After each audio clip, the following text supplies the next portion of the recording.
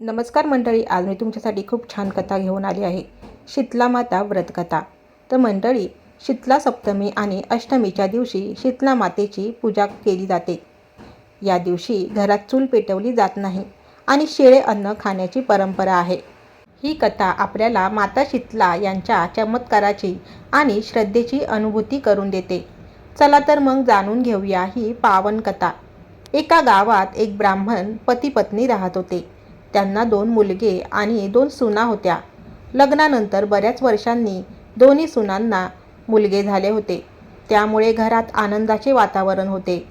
काही दिवसातच शीतला सप्तमी अष्टमीचा सण आला. घराच्या परंपरेनुसार आणि सणाच्या पद्धतीनुसार घरात आदल्याच दिवशी थंड भोजन तयार करून ठेवण्यात आले होते. परंतु दोन्ही सुनांच्या मनात एक कुविचार आला.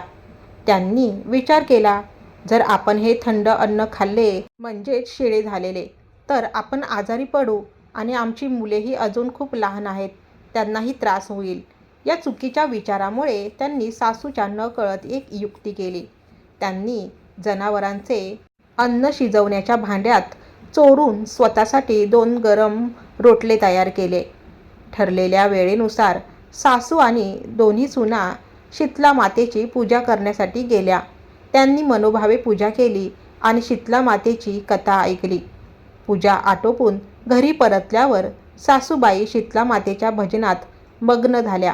इकडे दोन्ही सुनांनी मुले रडत असल्याचा बहाणा केला आणि त्या आतल्या खोलीत गेल्या.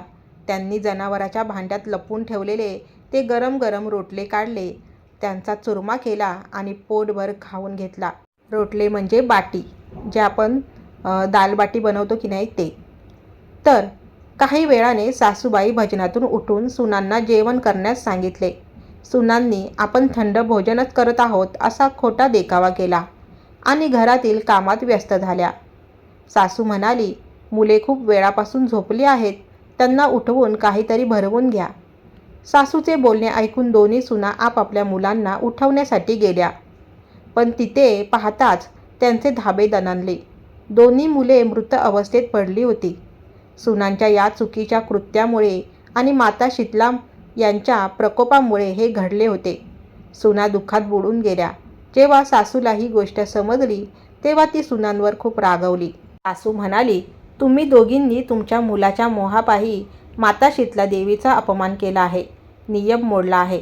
आता माझ्या घरातून चालत्या व्हा आणि जेव्हा या मुलांना जिवंत आणि निरोगी कराल, तेव्हाच या घरात पाऊल ठेवा. सासूने घरातून हाकलून लावल्यामुळे दोन्ही सुना आपापल्या मृत मुलांना टोपलीत ठेवून रडत रडत घराबाहेर पडल्या. चालता चालता वाटेत एक जुने जीर्ण झालेले शमीचे झाड आले. त्या झाडाखाली ओरी आणि शीतला नावाच्या 2 बहिणी बसल्या होत्या. त्या दोघींच्या केसात खूप उवा झाल्या होत्या, ज्यामुळे त्या व्याकुळ होत्या. सुनाही चालून खूप थकल्या होत्या, म्हणून त्याही त्याच झाडाखाली विश्रांतीसाठी बसल्या. दया येऊन दोन्ही सुनांनी त्या दोघी बहिणींच्या डोक्यातील उवा काढायला सुरुवात केली. काही वेळातच त्यांनी दोघींच्या डोक्यातील उवा नष्ट केल्या, ज्यामुळे त्या बहिणींच्या डोक्याला खूप आराम आणि शांतता मिळाली. प्रसन्न होऊन त्यांनी आशीर्वाद दिला, तुम्ही दोघींनी आमच्या मस्तकाला जशी शीतलता दिली आहे, तशीच तुमच्याही पोटच्या संतानाला शांती लाभो. हे ऐकून दोन्ही सुना डोळ्यात पाणी आणून म्हणाल्या, पोटच्या सुखासाठीच, म्हणजेच मुलांसाठीच आम्ही इथे भटकत आहोत, पण आम्हाला अजून माता शीतला देवीचे दर्शन घडलेले नाही. तेव्हा त्या स्त्रीच्या रूपातील माता शीतला म्हणाल्या, तुम्ही दोघी पापी आणि दुराचारी आहात. तुमचे तोंड पाहण्याचीही इच्छा होत नाही. शीतला सप्तमीच्या दिवशी शिळे अन्न खाण्याऐवजी तुम्ही दोघींनी लपून गरम अन्न खाल्ले होते. हे ऐकताच दोन्ही सुनांनी ओळखले की या साध्या स्त्रिया नसून साक्षात माता शीतला आहेत.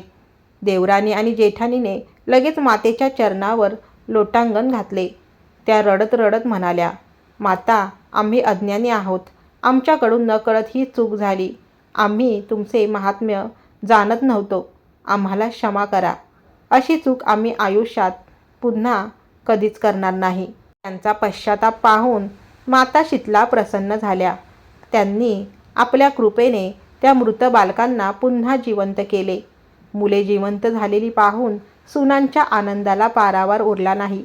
त्या मुलांना घेऊन आनंदाने आपल्या गावी परतल्या. जेव्हा गावकऱ्यांना समजले की सुनांना माता शीतला देवीचे साक्षात दर्शन झाले आहे आणि त्यांच्या कृपेने मुले जिवंत झाली आहेत, तेव्हा पूर्ण गावाने त्यांचे ढोल ताशांच्या गजरात जंगी स्वागत केले. सुनांनी गावकऱ्यांना सांगितले, आम्ही गावात माता शीतला देवीचे एक भव्य मंदिर बांधू.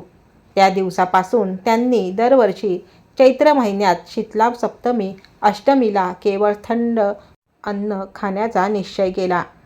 जशी माता शीतला देवीने त्या दोन्ही सुनांवर आपली कृपा केली आणि त्यांच्या मुलांना जीवनदान दिले, तशीच कृपा माता आपल्या सर्वांवर करो.